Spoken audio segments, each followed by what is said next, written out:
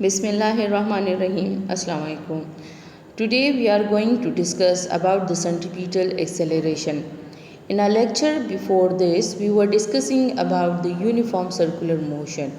Before going into the details of the centripetal acceleration, you must know about the circular motion, about the uniform circular motion.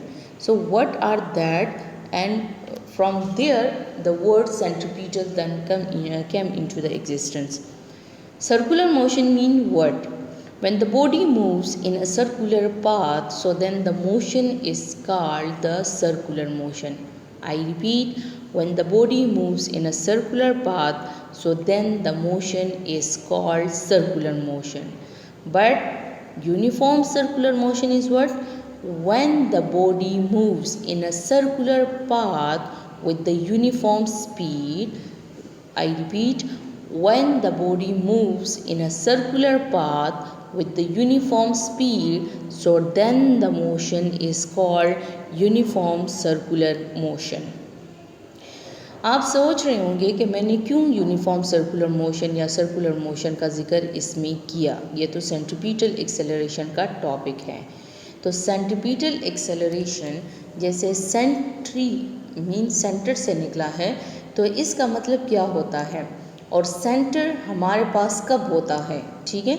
तो circular path में जब body एक circle में move कर रही होती है, तो इसके अंदर डेफिनेटली जब ये मूव कर रही है, there is a change in the velocity of the body. Its magnitude is changing. If the magnitude is changing, acceleration is there. If the direction is changing, acceleration is there.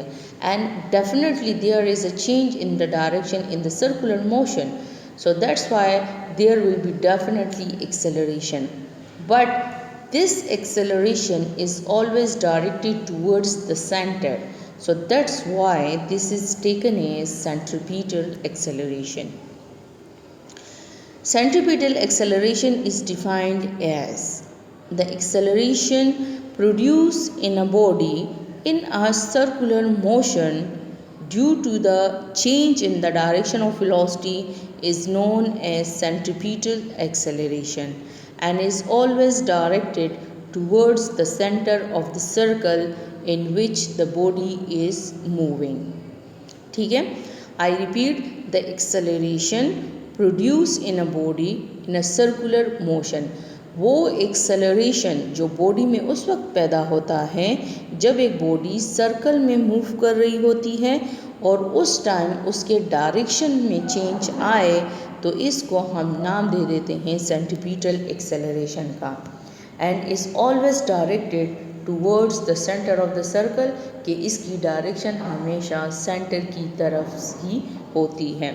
तो ये थी definition of the circular centripetal acceleration. Mathematically हम physics में हमेशा अगर कोई topic होता है तो हम उसके साथ मैथमेटिकल फॉर्म भी लेते हैं, क्योंकि हमें फिर उसकी कैलकुलेशन करनी ज़रा आसान हो जाती है। मैथमेटिकली अब क्या है कि AC is equal to the v² by r, यानी the negative sign is here minus v² by r। So the negative ये r² जो है ये सॉरी ये गलती से हुआ है, ये नहीं है, ये सिंपल v² बाय r है। ये इसमें इसकी ज़रा करेक्शन करनी है, ये r² नहीं है, ये r है। The negative sign shows that the centripetal acceleration is always directed towards the centre, के सेंटर की तरफ डायरेक्शन इसकी होती है। सो दैट्स वाई, तो अगर बॉडी किसी भी डायरेक्शन में मूव कर रहा हो, लेकिन अगर वो मीन के किसी भी पॉइंट पर वो टेंजेंट बनाते हुए जाता है, लेकिन इसकी डायरेक्शन हमेशा सेंटर की तरफ होती है। डिपेंडेंस अब इसका क्या है कि यहाँ पे हमने देखे इसके फैक्टर, एक है वेलोसिटी और दूसरा क्या है, radius. So the centripetal acceleration जो है that depends on the following factor. Number 1, radius of the circle. अगर हम इधर देखें तो यहाँ पर एक्सेलरेशन का AC जो है सेंट्रीपिटल एक्सेलरेशन, इसका रेडियस के साथ एक तरह से इन्वर्स रिलेशन है। तो इस इन्वर्स रिलेशन का मतलब ये हो जाता है कि if you increase the radius of the circle in which the object is moving, so the centripetal acceleration will be decreased, कि इसकी मैग्नीट्यूड जो है वो हमेशा फिर कम होगी। It means that centripetal acceleration is what inversely proportional. Inverse उस quantity को कहते हैं, उस वक्त हम यूज़ करते हैं जब एक क्वांटिटी बढ़ रही हो और दूसरी क्वांटिटी डिक्रीज होती है, तो हम उसके लिए इन्वर्स का वर्ड यूज़ करते हैं, यू सी। दूसरा फैक्टर क्या है, that is of the velocity of the object.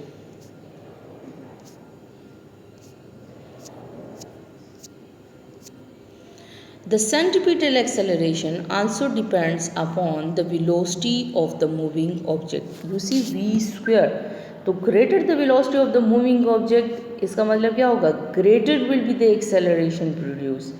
Acceleration एक तरह से directly proportional है to the square of the velocity, ये मीन इसके साथ इसका डायरेक्ट रिलेशन पाया जा रहा है। ये इसका डायग्राम है जिसमें हमने एक स्टोन को टाई किया है एक स्ट्रिंग के साथ, ये देखें, और इसको हम घुमा रहे हैं। ये बहुत कॉमन एग्जांपल है जो बच्चे अक्सर इसको करते रहते हैं। इस दौरान आप देखो तो इसमें एक्सेलरेशन भी सेंटर की तरफ होगा और इसमें फोर्स भी सेंटर की तरफ आएगी। Example is what, the ball will not follow a circular path unless there is an inward force to make it do so. The tension in the string provides this inward force. यानी इसमें जो force हम कहते हैं ना, तो वो force किधर से आती है, वो इस टेंशन की वजह से आती है। जितनी स्ट्रिंग में टेंशन होगी उतनी ही उसके अंदर, यानी जितनी स्ट्रिंग के अंदर टेंशन है उतनी ही इसके अंदर सेंट्रीपिटल फोर्स है। If the string breaks, the force is removed and the ball does not exactly do the same motion. It travels at a steady speed in a straight line. Note that the ball is not flung outwards, it takes the direction it had when the string broke and moves off at a tangent to the circle. Tangent means the line which touches the circle at one point. कि वो line जो circle को सिर्फ एक point पर touch करती है उसको हम टेंजेंट का नाम देते हैं। In circular motion, the velocity will be tangent to the circle and the acceleration is always directed towards the center of the circle. Here you can see this is the diagram, that this is the velocity of the body, this is the force direction and which cause the acceleration towards the center. क्योंकि हमने Newton laws में पढ़ा है ना कि velocity हमारे पास क्या करती है, फोर्स क्या करता है, कि Newton second law says that whenever you applied the force there will be acceleration and always the acceleration is what, that is directly proportional to the applied force and always in the direction of the applied force, के उसकी magnitude के बराबर भी होगा और दूसरा दोनों की डायरेक्शन भी सेम ही होती है। तो इस वजह से जब हम कहते हैं कि इसमें फोर्स की बात आती है तो इसमें एक्सेलरेशन भी लाजमी होता है। तो ये था हमारे पास सारे का सारा सेंट्रीपिटल एक्सेलरेशन के बारे में, और ये हमारे पास उसकी सारी मैथमेटिकल फॉर्म के बारे में हमने पढ़ा और ये उसकी definition. You can see on your screen the centripetal acceleration is here, this is the definition of the centripetal acceleration, this is the mathematical form, this is the dependence, these are the factors, number one, radius of the circle, the second one is what, velocity of the object, and this is the diagram. Here you can see that I giving the heading to each and every one topic.